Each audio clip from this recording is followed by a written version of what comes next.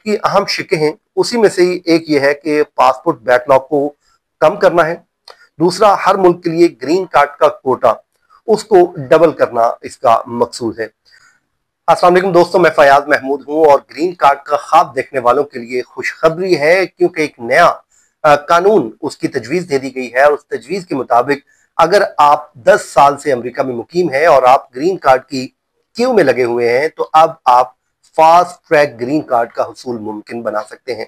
उसके लिए आपको अपनी जेब ढीली करनी पड़ेगी और डॉलर्स अदा करने पड़ेंगे, और अगर आप ये अदा कर देते हैं तो उसके बाद आपको आगे लाया जाएगा। इसी तरह मुख्तलिफ ममालिक का जो कोटा है उसको भी डबल करने की तजवीज़ दे दी गई है, और अगर ये बिल मंजूर हो जाता है और कानून का हिस्सा बन जाता है तो सबके वारे न्यारे होते हुए दिखाई दे रहे हैं।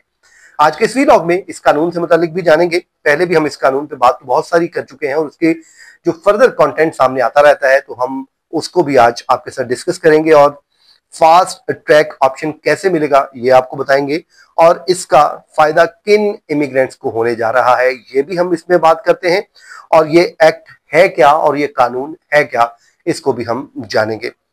अच्छा दोस्तों, सबसे पहले तो अगर हम जान लेते हैं कि जो दो लोग गुज़श्ता 10 साल या उससे जायद अरसे से ग्रीन कार्ड के इंतजार में उस क्यू में लगे हुए हैं तो वो $50,000 प्रीमियम फीस देकर लाइन में अपने आप को आगे ला सकते हैं। ये एक तजवीज दी गई है। उसके बाद हर मुल्क का कोटा उसको 7% से बढ़ाकर 15% करने की तजवीज भी है। अब इसमें जो खासकर अगर हम बात करें इंडिया जैसे ममालिक की, उनके लोगों को बहुत ज्यादा फायदा हो सकता है, और इसी तरह जो दीगर बड़े ममालिक हैं उनके इमिग्रेंट्स इससे ज्यादा मुस्तफीद हो सकते हैं। अब ग्रीन कार्ड का जो मौजूदा मसला है वो है क्या? जो आज के हालात में जनाब कुछ ममालिक के इमिग्रेंट्स को ग्रीन कार्ड के लिए कहते हैं कि साल हर साल इंतजार करना पड़ेगा, और वो कहते हैं कि सैकड़ों बरस भी लग सकते हैं। तो कौन जीता है सैकड़ों बरस, तो आपको मालूम ही है। लेकिन USCIS की जो प्रोसेसिंग है वो भी इस वक्त सुस्त हो चुकी है, और अगर यही रफ्तार चली तो माहिरीन ने एक अंदाजा लगाया कि आपको 100 साल का अरसा लग सकता है। अब 100 साल कौन जीता है तेरी वो जुल्फ के सर होने तक, वो पता नहीं क्या शेर है, शेर की मैंने टांग तोड़ दी है। बहरहाल जो पिछली समाही की अगर हम बात करें तो वो 1.6 मिलियन नए केसेस का बैकलॉग में शामिल हो चुके हैं, और अब इन मसाइल के हल के लिए ही एक एक्ट जो है वो तजवीज किया गया है लॉ मेकर्स की जानिब से। उसको डिग्निटी एक्ट का नाम दिया गया है और उसमें ये तजवीज दी गई है। उसकी जो एक्ट की अहम शिकें हैं उसी में से ही एक ये है कि पासपोर्ट बैकलॉग को कम करना है। दूसरा, हर मुल्क के लिए ग्रीन कार्ड का कोटा उसको डबल करना इसका मकसूद है। अब उसके अलावा जो $50,000 प्रीमियम ऑप्शन रखा गया है, जिसके मुताबिक 10 साल इंतजार करने वालों के लिए फास्ट ट्रैक की सहूलत होगी, और उनसे $50,000 लें और उनको क्यू में आगे ले आएं ताकि उनका ग्रीन कार्ड जल्द मिल जाए। इसी तरह जो बच्चे आउट एज हो चुके हैं उनके तहफ़्फ़ुज़ के लिए USCIS की जो ताखीर की वजह से वो आउट एज हुए, उसको भी इस मसले से उनको भी बचाया जा सकता है। अब जनाब ये जो प्रोग्राम है इस तजवीज़ के मुताबिक 7 साल कानूनी हैसियत का प्रोग्राम है, जिसके तहत गैर डॉक्यूमेंट जो अनडॉक्यूमेंटेड इमिग्रेंट्स हैं उनके अच्छे कंडक्ट की वजह से उनकी जुर्माने की अदायगी के बाद अमेरिका में उनको रहकर काम करने की इजाजत भी है। ये एक एक्स्ट्रा चीज है जो मैं आपके सामने रख रहा हूं। अब ये मुमकिन कैसे होगा, कब और कैसे होगा, ये जानना बहुत अहम है।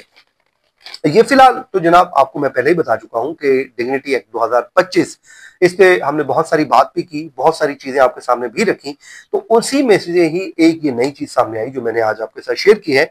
अब ये बिल कांग्रेस में पेश किया जा चुका है, और अगर ये पास हो गया तो आप ये देखिए कि इमिग्रेंट्स को बहुत बड़ा रिलीफ मिल सकता है और लोग से मुस्तफीद होंगे। ये एक गेम जो कहते हैं गेम चेंजर साबित हो सकता है, और अगर आप भी ग्रीन कार्ड का ख्वाब देख रहे हैं तो आने वाले दिन आपके लिए बहुत अहम हो सकते हैं।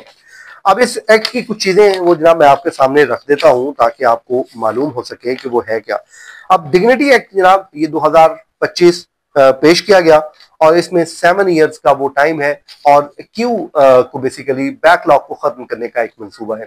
दोस्तों इस वक्त ग्रीन कार्ड के हुसूल के लिए हर कोई कोशिश कर रहा है कि उसको मिल जाए, ताकि वो परमानेंट रेजिडेंट का स्टेटस हासिल कर सके और उसको वो तमाम फवायद हासिल हो सके जो किसी भी परमानेंट रेजिडेंट को मिल सकते हैं। तो उसके लिए मुख्तलिफ किस्म की फीसें हैं, मुख्तलिफ किस्म के प्रोग्राम्स माजी में भी आते रहे हैं। अब इस बिल को लेके बहुत बात हो रही है, लेकिन क्या ये मुमकिन है कि इस वक्त जब ट्रंप एडमिनिस्ट्रेशन ग्रीन कार्ड का हसूल मुश्किल से मुश्किल कर रही है, तो वहां पे इस जो बिल को मंजूर किया जा सकेगा?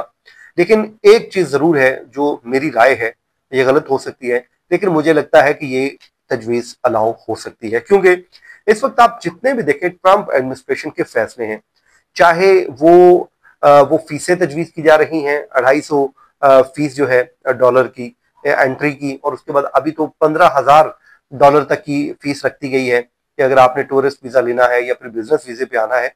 तो ये वो सारे इंडिकेटर्स हैं जो ये बता रहे हैं कि ट्रंप इंतजामिया चाहती है कि किसी भी तरीके मुल्क में डॉलर्स लाए जाए, पैसा लाया जाए, ताकि लोगों को ज्यादा से ज्यादा वो बर्डन अपने ऊपर लेने के बजाय लोगों के ऊपर उसको शिफ्ट करे और मुल्क को फायदा हो। तो इसलिए मुझे लगता है कि अगर बिल मंसूर पूरा नहीं भी होता तो ये वो चीजें हैं जो अलाउ हो सकती हैं। तो देखते हैं, आने वाले दिन इस हवाले से बहुत अहम होंगे। अपना बहुत सा ख्याल रखें, फीडबैक देना मत भूलिए। मुझे दीजिए इजाजत, अल्लाह ने के बाद।